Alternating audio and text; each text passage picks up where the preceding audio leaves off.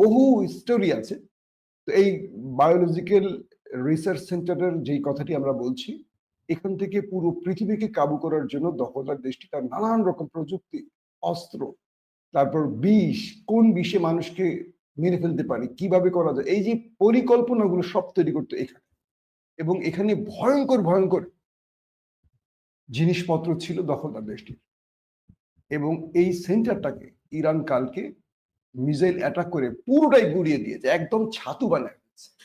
এবং তাদের যে ভয়ঙ্কর জিনিসপত্র তাদের যে ল্যাবে ছিল, তারা যা যা তৈরি করেছে বিগত 50-60 বছর ধরে সব ধ্বংস করে দিয়েছে ইসরায়েল। এবং যারা সেখানে উদ্ধার কাজে গেছে তাদেরকে মাস্ক, তারপর তাদেরকে বিভিন্ন অ্যাপ্রন পরিয়ে, মানে তাদেরকে খুব সতর্কভাবে সেখানে যেতে হয়েছে, কারণ এগুলো তো ছড়িয়ে ছিটিয়ে গেছে বিস্ফোরণের কারণে। এমন একটি জায়গায় আঘাত করেছে যে ইসরায়েলকে 50 বছর না, প্রায় আবারও 50 বছরের জন্য পিছিয়ে দিয়েছে। তারা যে গবেষণা করছিল বা যে গবেষণা এখনো চলছিল বা যেগুলো তারা গবেষণা করে তৈরি করেছে আগামীতে তুরস্কের বিরুদ্ধে, ইরানের বিরুদ্ধে, মুসলিম বিশ্বের বিরুদ্ধে ব্যবহার করবে, মুসলমানদেরকে কাবু করে রাখার জন্য বা দাজ্জাল আসার আগে তাদের যে অনেক রকম নমুনা হবে, এই বিষয়গুলোকে ইরান এক আঘাতে ধ্বংস করে দিয়ে দিয়েছে। এটি নিয়ে তাদের এখন কান্নাকাটি শুরু হয়ে গেছে। এটি নিয়ে আরো ডিটেল বলবো পরে অন্য একটা আলোচনায়। আসেন 3 নম্বর বিষয়। নেতানিয়াহু বলেছেন যে আমাদের টার্গেট অ্যাচিভ হয়ে গেছে, আমরা এখন যদি আয়াতুল্লাহ আলী খামেনি চান আমরা যুদ্ধ বন্ধের দিকে যেতে পারি, তবে আয়াতুল্লাহ আলী খামেনিকে বলতে হবে যুদ্ধ বন্ধের বিষয়টি। তার মানে নেতানিয়াহুর সুর নরম হয়ে গেছে, কারণ তিনি এখন বুঝতে পারছেন দিন যত যাচ্ছে তার দেশ তত ক্ষতিগ্রস্ত হচ্ছে। তিনি মিডিয়াতে কভারেজ দেন আর না দেন, কিন্তু তার দেশে যে 12টা থেকে 13টা বেজে গেছে এটা মোটামুটি তিনি না সবাই বুঝে গেছে। এবং আমেরিকা ইরানে আক্রমণ করে যে বীরত্বের গল্প পৃথিবীতে ছড়িয়েছিল সেই বীরত্বটা পুরোপুরি ফুস হয়ে গেছে। এখন দখলদাররা চিন্তা করতেছে যে আমেরিকা তো আমাদের খুশি করার জন্য অনেক কিছু করলো, কিন্তু কি লাভ হলো? আমেরিকা কি আমাদের বলির পাঠা বানালো? তারা কি ইরানের ফাঁকা বেজে আক্রমণ করে আমাদের দেখালো? ইরান তো বলছে তাদের পারমাণবিক অস্ত্র বা সবকিছু, ইউরেনিয়াম সবকিছু ঠিক আছে। যদি তাই হয় তাহলে লাভটা কি হলো? এখন আমরা ইরানকে ধরবো কোন যুক্তিতে? পাশাপাশি এই লড়াইতে ইরানের মানুষ মারা গেছে, কিছু স্ট্রাকচার গেছে, কিছু বিজ্ঞানী গেছে, সামরিক অফিসার গেছে, কিন্তু হিসেবটা হলো এতগুলো সামরিক অফিসার প্রাণ হারাবার পরও ইরান কি এতটুকু দুর্বল হয়েছে? আপনাদের কি মনে হয়? না। মুসলিম ইতিহাসগুলো ঘাটলে দেখবেন খালিদ বিন ওয়ালিদকে সরিয়ে দিলে কিচ্ছু হয় না, দ্বিতীয় ব্যক্তি খালিদ বিন ওয়ালিদ হয়ে যায়। হামজাকে সরিয়ে দিলে কিচ্ছু হয় না, ওমরকে সরিয়ে দিলে কিচ্ছু হবে না, তার জায়গায় আরেকজন ওমর আসে বসবে। ইসলাম এভাবেই তার প্রতিনিধিত্ব তৈরি করে। তো ইরানে বলি, হামাসের কথা বলি, প্রত্যেকটি জায়গায় আমরা দেখছি ইসমাইল হানিয়া মারা গেছে, দায়েফ মারা গেছে, ইয়াহিয়া সিনওয়ার মারা গেছে। হামাস কি দুর্বল হয়েছে? হামাস এখনো অ্যাকশন চালিয়ে যাচ্ছে। তার মানে মুসলিমদের যে বিষয়টি, তারা প্রতিনিয়ত নেতা বা প্রতিনিধিত্ব তৈরি করে, এখানে কেউ কাউকে মেরে দুর্বল করতে পারে। তো এটি দখলদাররা বুঝতে পেরেছে ইরানের কাছ থেকে, যে এখানে তারা কোনো বড় বিজয় পায়নি, বরং যারা এখন পরের সারি থেকে উঠে এসছে তারা আরো বেশি অ্যাগ্রেসিভ। এতদিন যারা এই পদগুলোতে ছিলেন তারা মানে সহনশীল ছিলেন, বুঝে শুনে আক্রমণ করতেন। এখন যারা এসছেন তারা চোখ বন্ধ করে ধামারদাম মেরে দিচ্ছেন, ভয়ঙ্কর ভয়ঙ্কর মিসাইল গুলো মেরে একদম পুরা সাপা সাপা করে ফেলতেছে দখলদার দেশটিকে। তার মানে আল্লাহ যা করেন এটা আমাদের জন্য অবশ্যই শ্রেষ্ঠটাই করেন। আল্লাহর পরিকল্পনা শ্রেষ্ঠ পরিকল্পনা। আসেন, এদিকে IAEA বলল যে আমেরিকা ইরানের আক্রমণটি ন্যায্য হয়নি, কারণ ইরানের কাছে পারমাণবিক বোমার কোনো প্রমাণ তারা পায়নি। তার মানে আমেরিকার আক্রমণটিকে অন্যায্য বলে দিয়েছে আন্তর্জাতিক এই প্রতিষ্ঠানটি। তারপরে ব্রেকিং খবরটি হলো সাইপ্রাস হাজারো দখলদার পালাতে শুরু করেছে।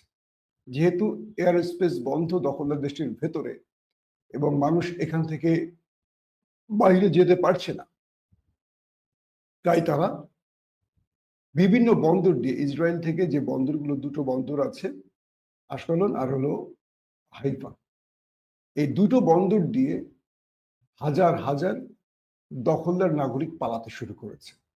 তারা প্রায় 150 থেকে 200 কিলোমিটার দূরে যে সাইপ্রাস, সেই সাইপ্রাসে জাহাজ ভর্তি করে, নৌকা ভর্তি করে পালাচ্ছে।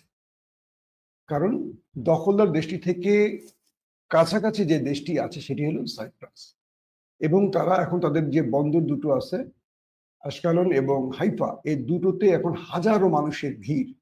মানুষ তার সন্তান, শেষ সম্বল, ব্যাগের পুটলা পাটলা নিয়ে সব এখন চলে গেছে সেই বন্দরের দিকে। কারণ বিমান বন্ধ করে রাখা হয়েছে, কারণ বেনগারিয়ানের মতো সকল বিমানগুলোকে গুড়িয়ে দিয়েছে ইরান। তারা এখন জাহাজে করে, যারা জাহাজে আশ্রয় পাচ্ছে না, জায়গা পাচ্ছে না, তারা নৌকায় করে এই দীর্ঘ পথ পাড়ি দিচ্ছেন, এই নদী বা সাগর পথ। তো বলা হচ্ছে সাইপ্রাসে গিয়ে এখন বাঁচার জন্য চেষ্টা করছে দখলদার। প্রশ্ন হলো কেন? যদি ইরান কিছুই করতে না পারে, হাজার হাজার মানুষ পালাচ্ছে কেন? এবং সাইপ্রাসের পর তারা পালাচ্ছে গ্রিসে, যে যার মতো গ্রিসের দিকে ছুটছে।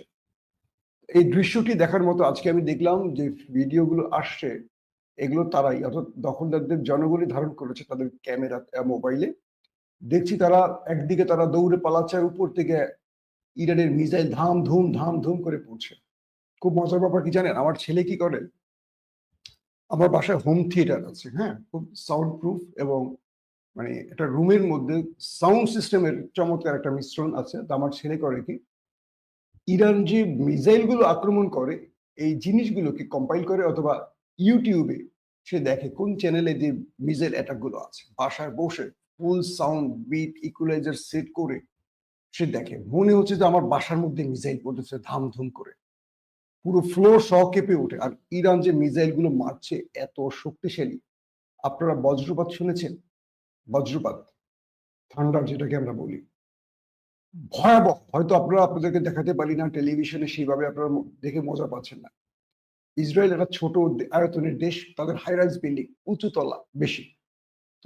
ইরান যখন এই খাইবার, সিজিল কিংবা আদার্স, কদর কিংবা ধরেন শাহাব 3 আদার্স এই মিসাইল গুলো মারে, তখন মিসাইল গুলো উড়ে আসে, তখন একরকম সাউন্ড। যখন এগুলো হিট করে টার্গেটে, এত ভয়ঙ্কর বিস্ফোরণ হয় যে আশপাশ থেকে ভবনের গ্লাস গুলো খুলে খুলে পড়ে যায়।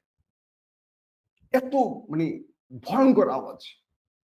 আর এখন যে ইরান মিসাইল গুলো মারছে, এগুলোর সাইজও অনেক বড়, ভেতরেও ভয়ঙ্কর ভয়ঙ্কর বিস্ফোরক তরল বা যেটাই বলি সেট করা, যেখানে হিট করছে একদম গলিয়ে পুড়িয়ে ছাই করে ফেলতেছে।